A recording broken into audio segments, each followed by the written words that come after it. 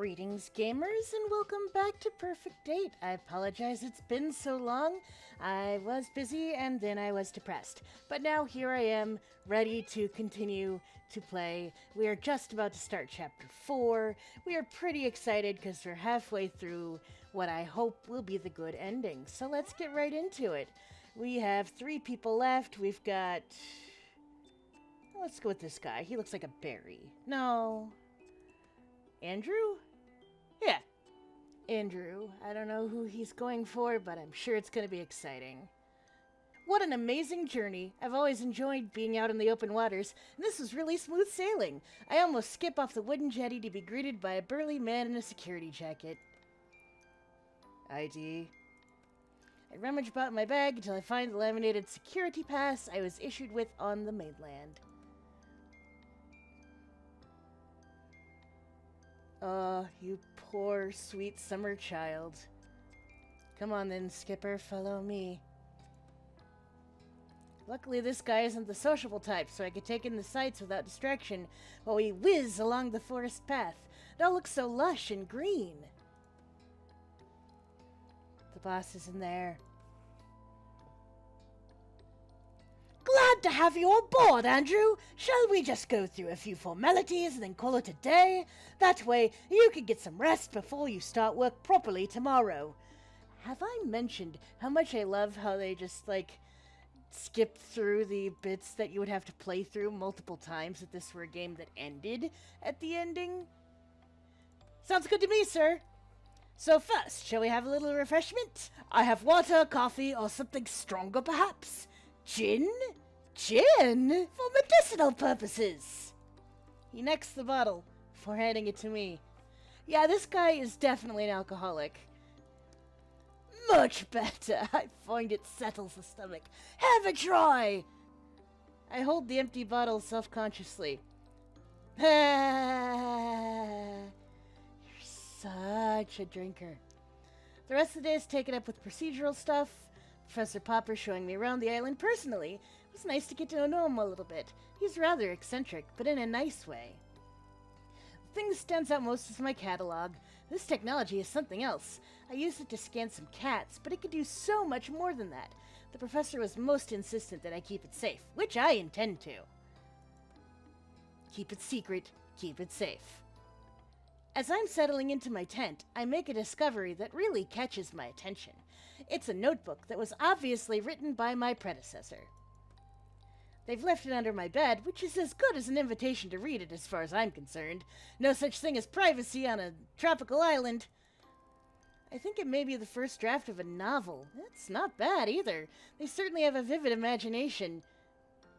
There are bizarre stories about talking cats and other island anomalies. They were obviously very inspired by their surroundings. I must say, it's a great read. Imagine if it were true. Oh, Andrew, you poor sweet summer child. I laugh at my little fantasy as I snuggle down for my first sleep on Cat Island.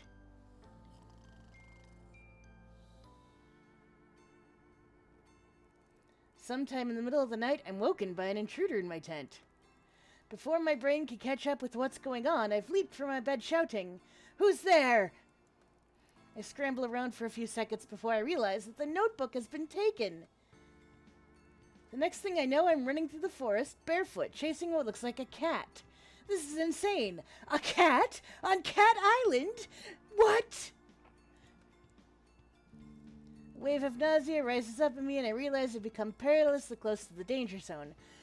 Remembering the warnings in the notebook, I try to turn back, but my legs give way under me. I close my eyes tight as I hit the ground.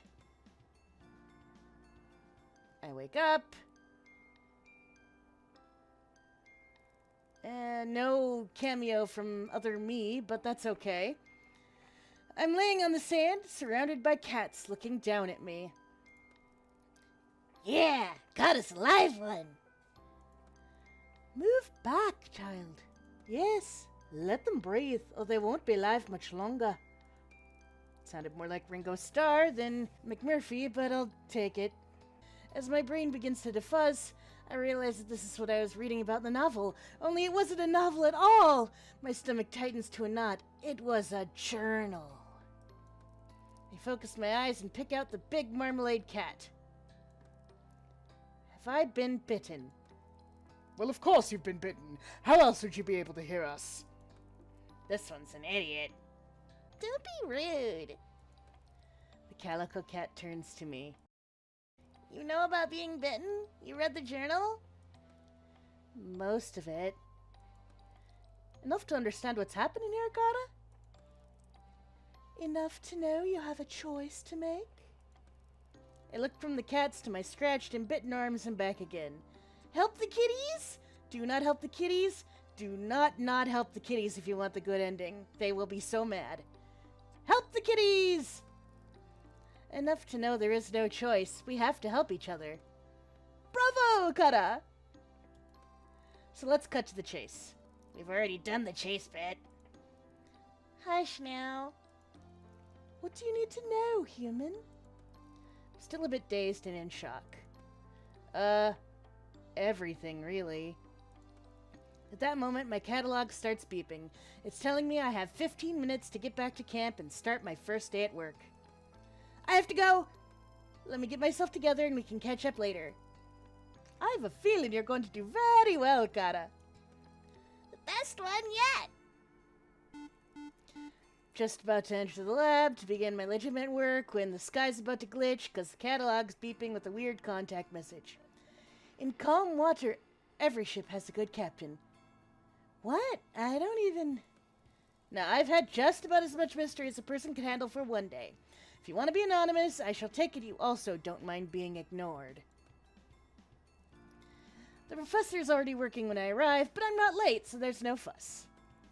Get through the day, and head back to my tent, and we start this game proper. Okay, our romance options should be, if I'm not mistaken, Kibbles and Trixie. Ravenpaw's still locked. She will not unlock until Chapter 6 if I've done it right, which I hope I have. Kibbles or Trixie? Kibbles. Trixie. Well, given the fact that Trixie called us the best one yet, I think we have to go for Trixie. I can hear a strange tapping sound, and it grinds on my brain until finally I have to go investigate. I've been tagging cats all morning, and the sun is high in the clear blue sky now, so it's time to take my break anyway. I decide to follow the sound. I make my way further along the beach to inspect the rocks and cliffs that run around the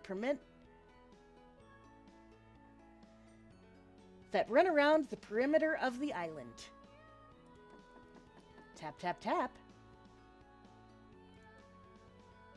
It's hard to tell if it's getting louder or if I'm just getting more consumed by it. Suddenly the tapping stops and I hear a new sound altogether. It's a strange gurgling, like the sound of the babbling brook that runs through the deep forest. But I wouldn't be able to hear that all the way from the beach. Would I? I stand still and strain my ears, listening intently. There it is again! A short eruption of burbles. Burble, burble, burble, burble. I look around suspiciously and notice a barely concealed opening in the contours of the rock face. I feel compelled towards it. Barely concealed? That means it's hardly hidden. So you should have seen it beforehand. Well. As I get closer, the gurgling shapes into gleeful giggles. Hello? I wait at the mouth of the cave, feeling like I've been lured here, but at the same time, like an intruder. Am I disturbing you? Magic voice? Human! Oh, Trixie, it's you. What are you doing here? I could hear you from all the way up at the beach. You're a long way off base.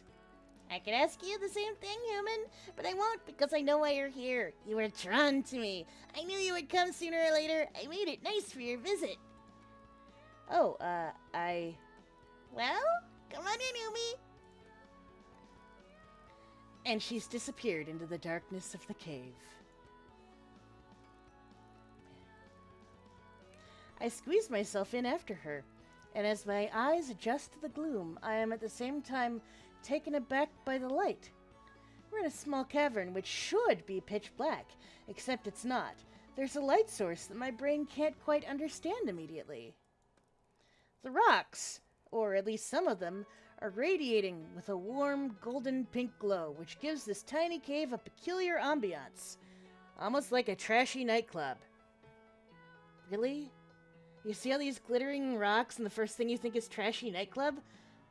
Really, Andrew? Take a piece of space and make yourself at home, homie. I sit where I've been standing, as there's not much room here. I start to take in my surroundings. Wow, Trixie, this is fantastic! And totally not at all like a trashy nightclub. All around us are different types of rocks, stones, and crystals, all different colors, sizes, and shapes. There are piles of this stuff in every nook and cranny, like a little Aladdin's cave of wonders! What exactly is this place, Trix? It's bad. It's where I do my thing. We all need our thing, don't we? Well, yes, I suppose, but what exactly is your thing? Minerals! I collect them. It's more just collecting them, though. I embrace them. You hug them? Trixie giggles. Yes, I do!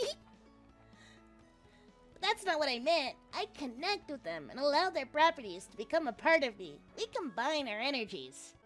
So like the healing crystal part of crystals, not the geology part of crystals. Got it. I mean, on this island, anything's possible, so... I'm not sure I quite understand. Well, Andrew, I just explained it to you. Look, it's easier if I show you. The small cat begins nudging and pawing at some of the stones until she has lined them up in front of me. Okay, I'm not gonna make that joke. Here's my island family. Meet the Grand Dame. She indicates a long, slender pink stone, quite smooth and elegant. Feel her. I run my fingers over the shiny, cold surface. Remind you of anyone? A smile breaks over my face and Trixie begins to giggle. Yep, you got it. Only don't ever tell Snooty that I'm calling her Grandma. Here, how about this guy? Presented with a large, squat chunk of rock, semi-covered with a kind of moss that gives it the appearance of having fur. As I turn it, the light picks up the color and I can see a warm, rich amber tone, almost like marmalade. It makes me laugh out loud. That really is uncanny, the Major in rock form. Mineral, actually, but yes, Gramps has all the qualities to lead my little family. I've already moved on to the next stone, and the resemblance is striking. It's a dirty green stone that fits very comfortably in the palm of my hand. It hasn't been polished like Snooty Booty, so it's a bit murky looking, but there are small patches that have been rubbed clean from handling. They are breathtaking emerald, catching the light so that the green sparkles, refracting and dancing around the cave. It's beautiful. Yeah, naughty Uncle McMurphy can be like that, don't you find? Oh, he certainly can. His charm is very beguiling. So who's missing? No one. What about Kibbles? Take a closer look, homie. Strain my eyes in the gloomy light and see a flat, jagged piece of stone next to Floofy Butt. And then I get it. It's a pebble! He is a pebble. We both laugh. It really does seem to capture Kibbles, but it's hard to say why. It's the energy. Everyone, everything has energy, and we're all connected by it. Allow me to demonstrate. Take my paw and close your eyes.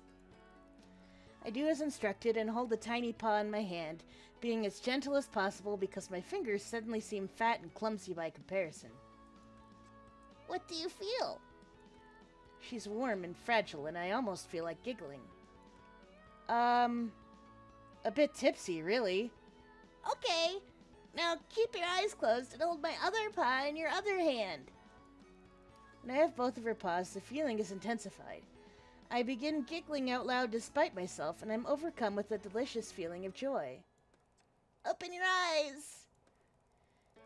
I look down and I see that I am only holding one of Trixie's paws, and the other hand is a small clear crystal completely smooth.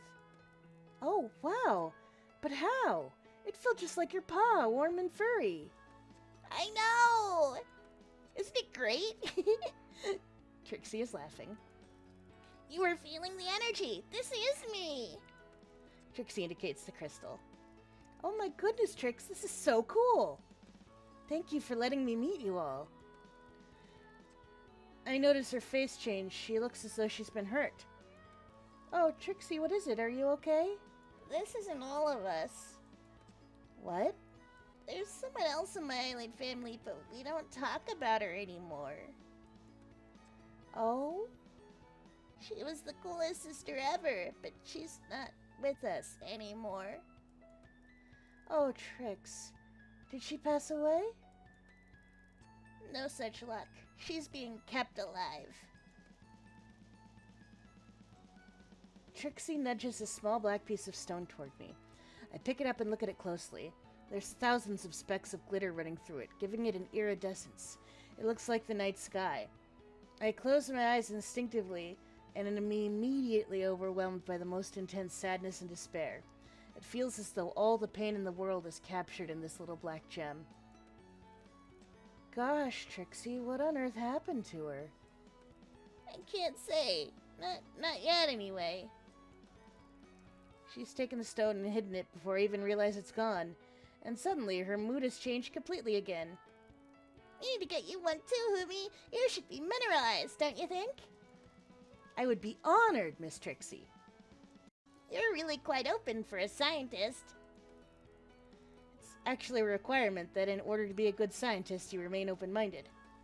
Let me read your tarot. I'm a bit thrown. That came out of nowhere. I don't know about that. Not as open-minded as you like to think, then, eh? That's not fair. I just wasn't expecting it. Come on, then. Yes or no? Well, obviously, I want to know everything. Okay, why not? I played tarot once in uni. It was great fun.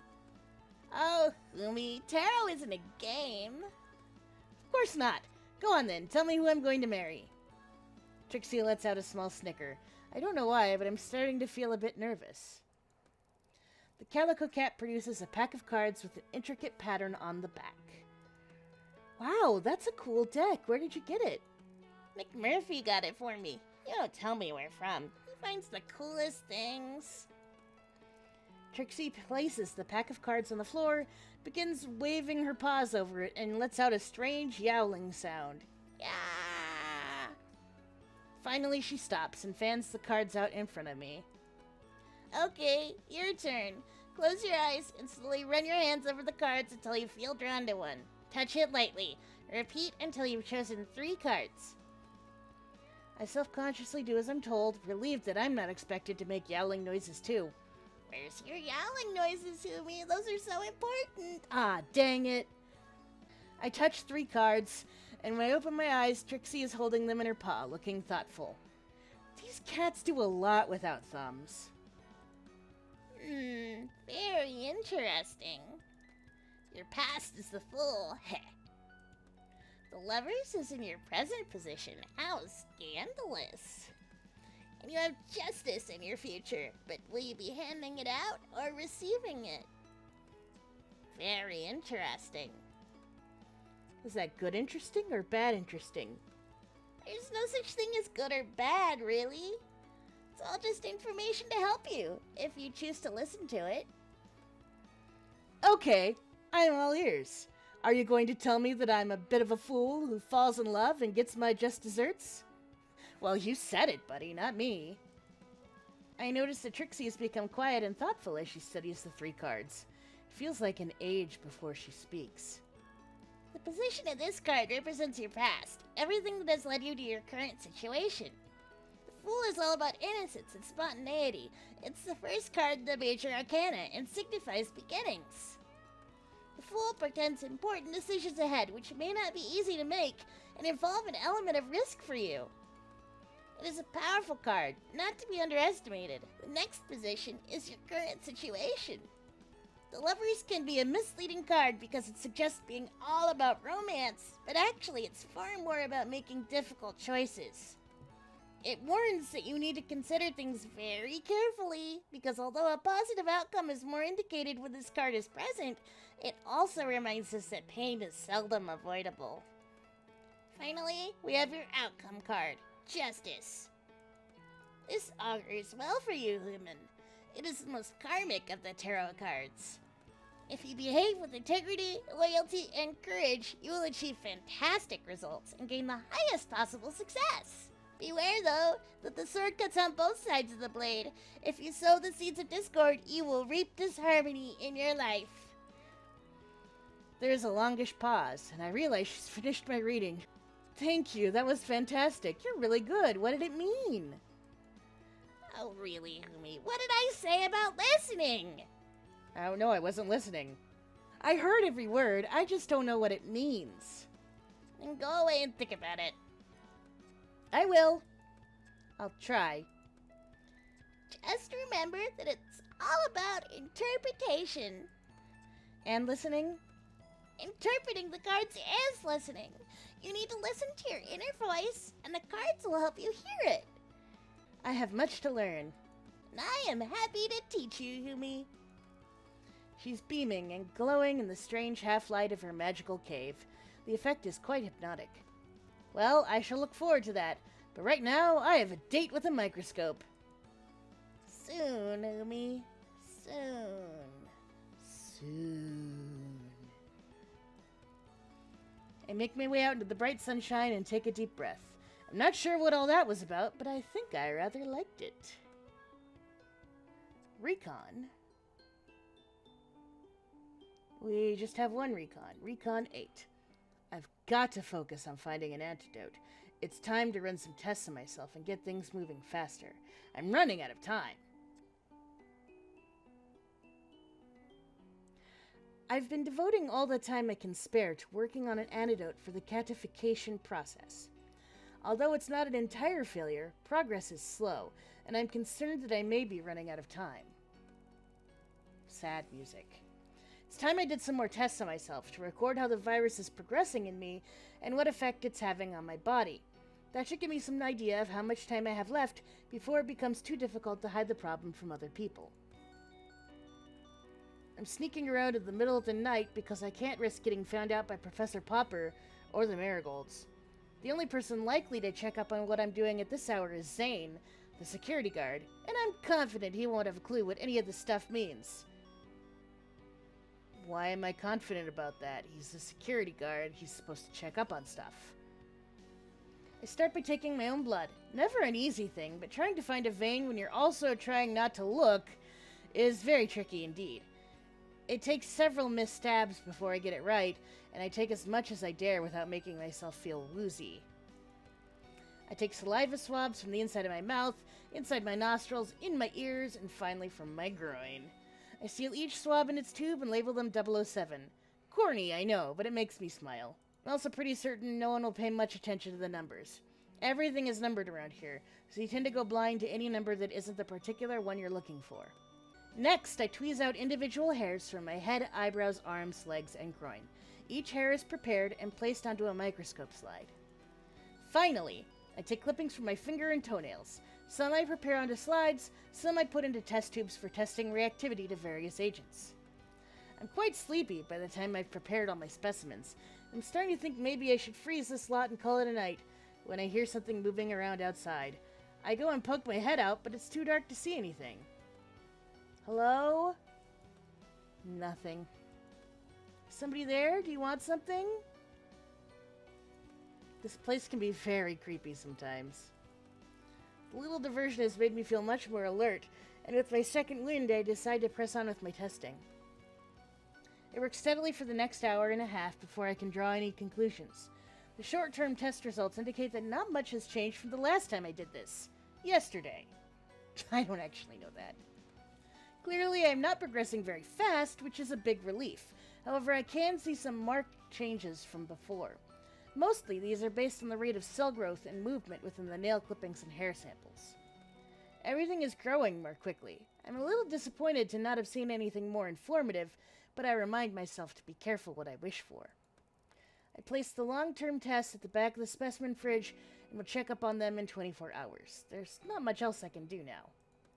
I clear away all the equipment I've used and leave the place in exactly the condition I found it in. Even Mrs. Marigold wouldn't suspect I'd been here. I'm just heading to my tent when I hear a noise coming from behind me, from inside the lab. I walk back and call from outside. Who's in there?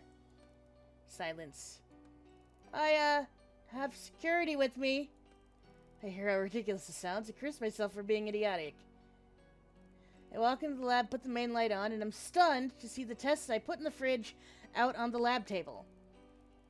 I have no idea what to do, so I just put them back in the fridge.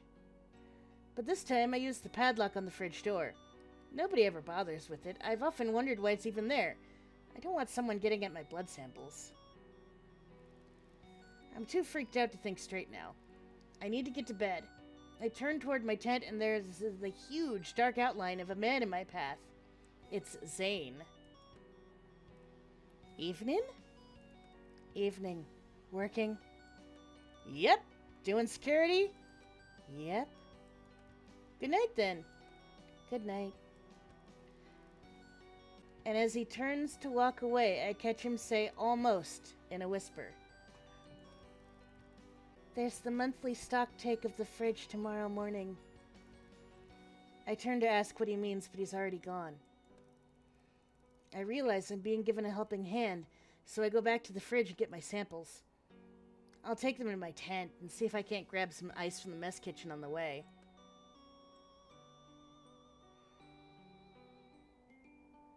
Yes, new unlocks, Recon 9.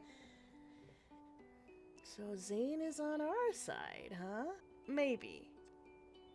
Alright, let's do a research before we call it an episode.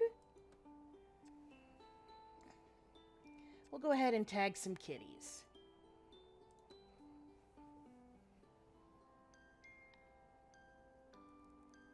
Here, kitty, kitty, kitty. I'm out on tag and scan rotation. The sun is beginning to set and the beach is cooler. This is hunting time, so in theory, more cats will be drawn out from their hidey holes. What do all these cats eat if the only thing on this island is other cats? The other time for tagging is midday, when they're at their laziest, but I find the heat too intense to come to this part of the island at that time. Yeah, that makes sense. Something catches my eye and leads me into the forest. Oh, here, kitty. Just me. Oh, hi, Kibbles. How's it going? Define it. Ooh, what's that thing? Kibbles is already eyeing my chipping pen. Looks like a weapon. Is it a weapon? No. Well, kinda. Do you want me to show you how it works?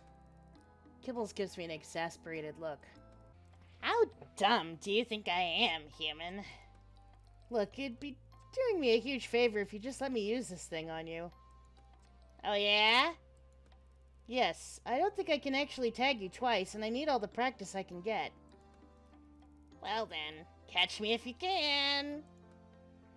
I hear a Yeah! echo through the forest as Kibble seems to disappear before my very eyes. Impressive! How did you do that? Kibbles?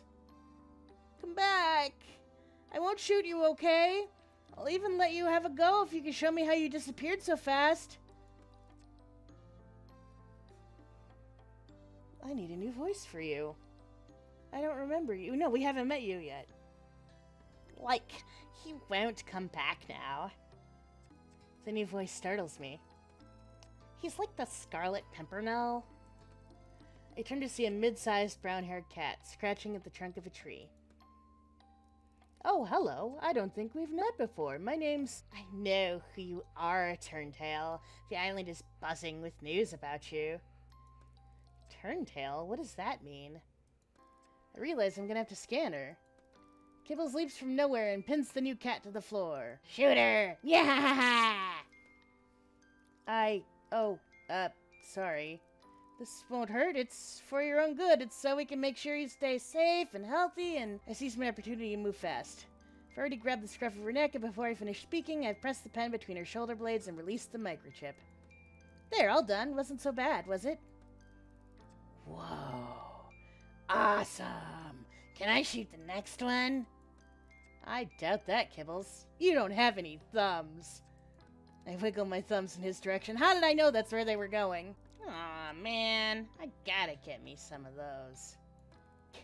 Can I get up now? I have things to do, okay? Kibbles? He remains pinned to the other cat. I reach for the spray bottle in my pocket, and he leaps away with a laugh. Yeah ha ha! Well, off you go then to do your things. Anything I can help you with? No, just duties. Like, duties. Must get everything done, you know? Oh, okay. I'm gonna have to enter data for you in this catalog. How about we call you... B? B? Because you're so busy. Busy B. Hello. Look, B. It would be good if I could get you to come to the camp to check you over and make note of your details. If you want to drop by when you're free, that'd be great. Otherwise, I'll have to come back with a cat carrier. Not so great. I'll come by. Like, I know the place, okay? And the cat slinks off. Do you know her, Kibbs? Kibbles emerges from his hiding place in a tree. Yeah, I know her. Is she okay? She seems a bit unhappy. She's fine. She's just like you is all. Like me? What do you mean? What do you think he means, Andrew? Oh my god, all of you people are so dense. You're the scientist. You work it out. Yeah ha ha. Kibbles away! And let's do a quick rest in case it's interesting, and then we will have an event. I've decided to catch up on some rest and relaxation, like the professor keeps telling me to, so I've come down to the jetty where Zane usually sits. Today isn't a delivery day, and as I was hoping, he's nowhere in sight. I sit with my legs dangling over the edge and take out my sketchbook and pencils. I haven't done this in ages. It's so peaceful I can get lost in my own little world when I'm drawing. I tried doing a couple landscapes, the mountain range in the distance, the trees of the forest. Nothing's really grabbing me. Then, as I'm daydreaming, staring into the water, I notice the patterns that the ripples form on the surface. They're unusual, I suppose because of the magnetic pull. The effect is beautiful. I end up sitting for over an hour just to try to capture it on my page. That is going to call it an episode for now. I do hope you enjoyed and are looking forward to the next. I promise I will keep doing them. I haven't given up. I do appreciate your patience, and I thank you for watching. If you've got anything at all, any questions, comments, concerns, other games, just put them down in the comments below. Remember to like, subscribe, do all the YouTube business, and as always, keep on gaming. Kibbles away!